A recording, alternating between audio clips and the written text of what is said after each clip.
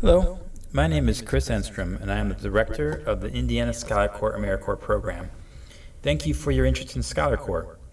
We are asking all applicants to view this informational presentation prior to your Indiana Scholar Corps Americorps interview.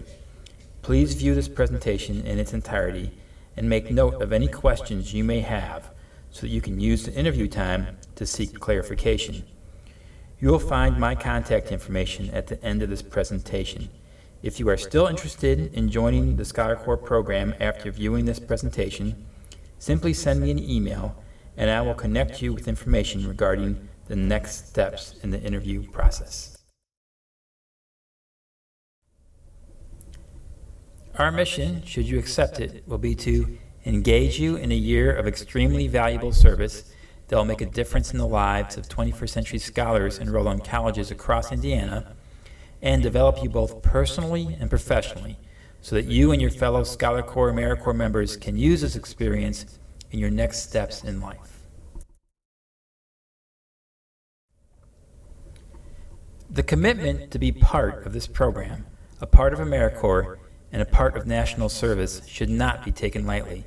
As such, we hope the information contained in this presentation can do the following: increase your understanding of Americorps and how it is different from traditional job experience, reiterate the benefits and experience you will receive as part of being an Americorps member serving in Scholar Corps, and provide you with enough information so that you can make an informed choice about this potential year of service.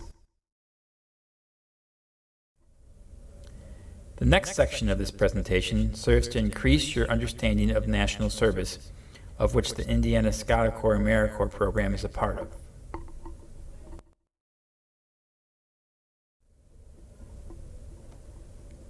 Indiana Scholar Corps is supported by the Corporation for National and Community Service, a federal agency that helps more than 5 million Americans improve the lives of their fellow citizens through service. Within national service, there are two main programs that operate across the country to make a difference in communities and the people that live in them. Two programs are Senior Corps and Americorps. Within Senior Corps, there are three main programs: Senior Companions, Foster Grandparents, and the Retired Senior Volunteer Program. Within Americorps, there are also three programs: National Civilian Community Corps, Volunteers in Service to America, and State and National Programs. Indiana Scholar Corps Americorps is a state program, or part of the state and national programs. Since you're applying for an Americorps program, let me go into a little more detail of the three programs that are encompassed by Americorps. So Americorps State and Americorps National is a national network of programs that engage more than 70,000 Americans each year in intensive service to meet critical needs in communities throughout the nation. Americorps offers several ways to get involved, from part-time local service programs to full-time programs. Members receive guidance and training so they can make a difference that suits their talents, interests, and availability. America Vista provides full-time members to community organizations and public agencies to create and expand programs that build capacity and ultimately bring low-income individuals and communities out of poverty. Where Americorps NCCC, or the National Civilian Community Corps, is a full-time program for men and women ages 18 to 24 that strengthens communities while developing leaders through direct, team-based national and community service.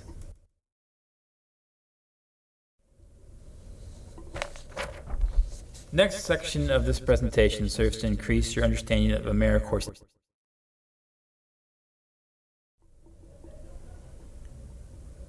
Americorps state programs focus on one of 6 areas to make a difference in the lives of Americans: education, environmental stewardship, healthy futures, economic opportunity, veterans and military family support, or disaster services. Scholar Corps focuses on education. Since the beginning of Americorps state and national programs, there's always been a strong focus on some key ideals for which we still hold strong today: getting things done, strengthening communities, encouraging responsibility, and expanding opportunity.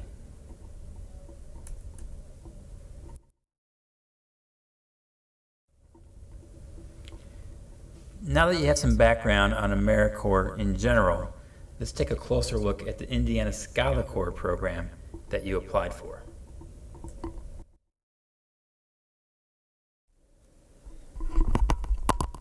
Scholar Corps members support students on college campuses who are actually enrolled in the 21st Century Scholars Program.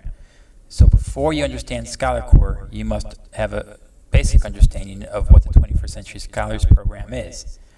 Indiana's 21st Century Scholars is a needs and performance-based program that provides students the opportunity to earn up to a four-year scholarship at an Indiana college or university. Students must sign up when they're in 7th and 8th grade and meet certain eligibility requirements. They take a pledge to maintain academic success, remain drug and alcohol free, and complete college preparation activities while in high school. If they meet this pledge and complete those activities, the state will pay up to 4 years of tuition at an eligible Indiana college or university.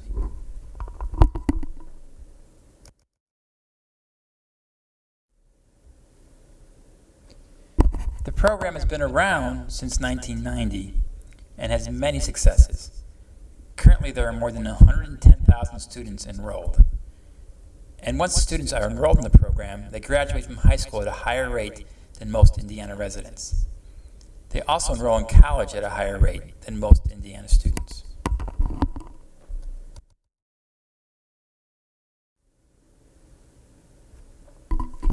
Students enrolled in the 21st Century Scholars Program face many challenges. In fact, they are 1.4 times more likely to be the first in their families to go to college compared to the average Indiana student. And they're 2.5 times more likely to be raised by single parents. Only 20% of scholars complete college on time, compared to 25% for all Indiana students. And only 35% of scholars complete college over an extended period of time, compared to 44% for all Hoosiers.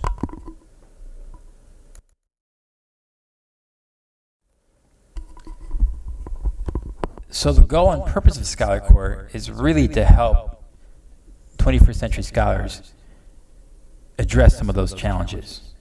It aims to increase 21st century scholar retention and success by providing on-campus programming, direct support, and connecting students to various on-campus resources, information, and services that will help them be successful in college.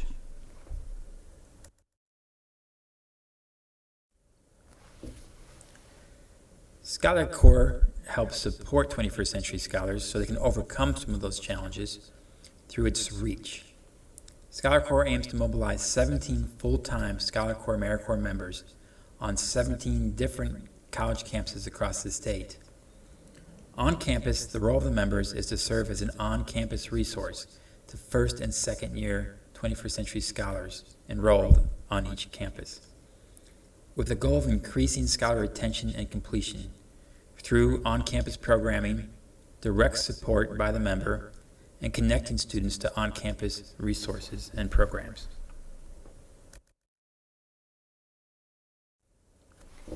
Scholar Corps members are full-time Americorps members, which means they must serve 1,700 hours over the course of the program year. Each member is integrated onto their campus, or also called their host site, and members report to a Scholar Corps supervisor on their campus.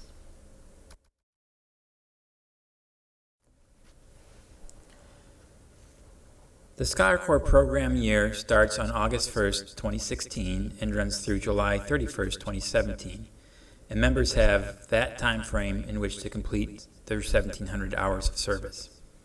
This is considered a full-time service term, and members must average about 35 to 40 hours a week in order to meet that requirement.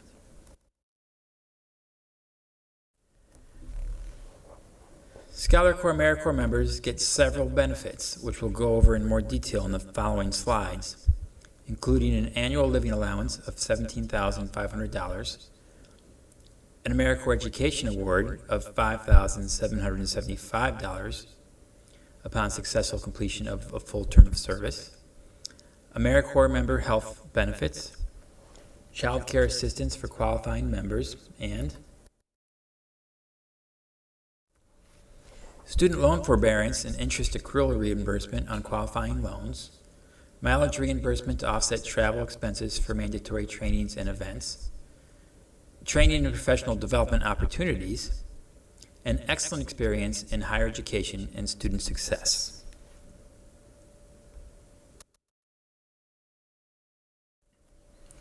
The living allowance of $17,500 will be dispersed on a bi-weekly basis in 26 equal increments of $673.08 before taxes, and will be done through direct deposit beginning on Wednesday, August 10th, 2016.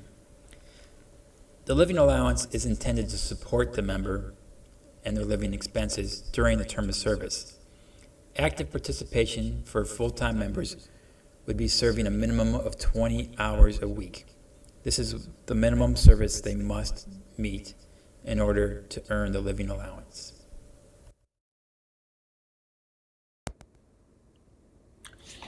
Even though the living allowance is not tied to the number of hours served, members must be actively serving and in good standing with all paperwork requirements, or the living stipend may be suspended. You also must work a minimum of 20 hours each week to receive a living allowance unless you have permission from your supervisor. Remember, the living allowance is not a wage. It's not tied to hours that you work in a given week, but evenly distributed over the months of your service term. Also remember, the living allowance is taxable, and taxes will be deducted directly from the disbursement.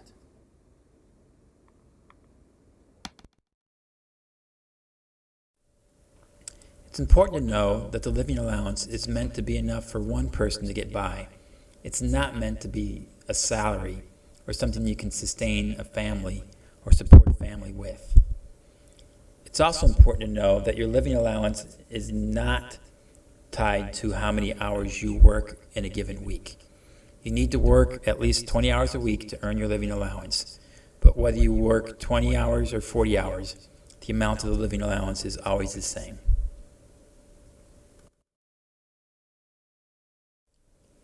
The education award is something that a member earns after they've completed their full term of service, including all 1,700 hours. The amount of the award is $5,775, and it can be used at colleges and universities listed as Title IV by the Department of Education, or you can use it to pay down qualified student loans.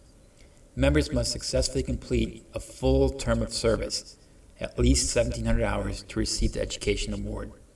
If a member completes only 1,699 hours, just 1 hour short, they will be unable to receive any of the education award. You must complete at least 1,700 hours.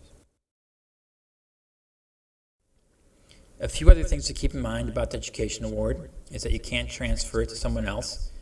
You can receive no more than 2 full-time education awards as an Americorps member, even if you serve more than 2 terms.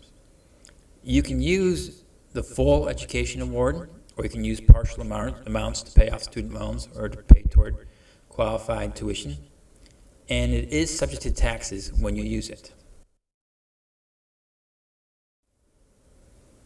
Scholar Corps members will be enrolled in the health plan automatically when they enroll in the program. The health plan includes medical, dental, and vision coverage. Members are still eligible to receive it even if they are already insured under another provider. If you do not want Americorps insurance coverage, you must complete a waiver.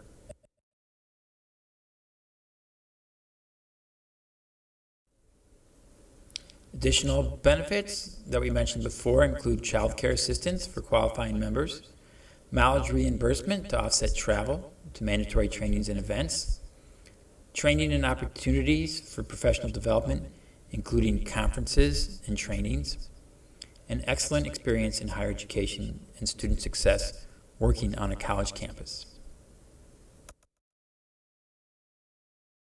To become a Scholar Corps member, you must be a U.S. citizen or a national or lawful permanent resident of the United States, have proven leadership, organizational, public speaking, and project management skills, have excellent verbal and written communication skills, and preference is given to people who have an associate's or bachelor's degree, and also former 21st century scholars.